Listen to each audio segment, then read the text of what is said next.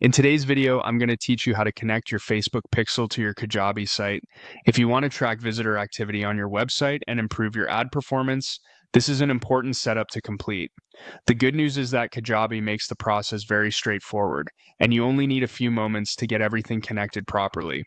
To begin, open Kajabi and sign into your account. Once you're inside, you'll land on your dashboard, which is where you can access the main settings for your site. From here, look down to the bottom left corner of the screen and click on Settings. This area contains the core configuration options for your Kajabi account, so it's where you'll usually go whenever you need to connect tools or update site-wide preferences. After the settings page opens, find Site Settings and click on it.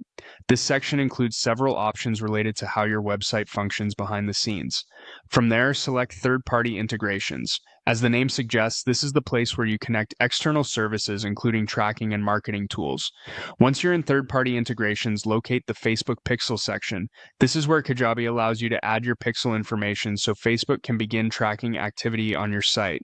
Now, in a separate browser tab, open Facebook Events Manager. Inside Events Manager, find your Facebook pixel and copy the pixel ID.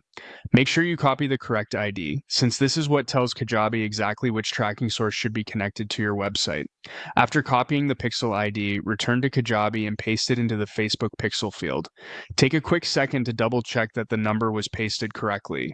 Even a small typo can prevent the integration from working as expected.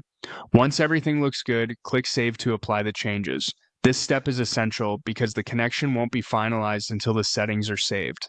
After saving, your Facebook pixel will be connected to your Kajabi site and ready to track visitor activity.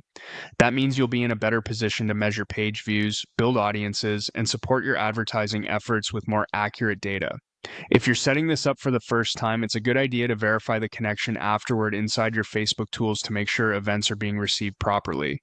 With that done, your Kajabi site and Facebook pixel should be successfully linked and ready to go.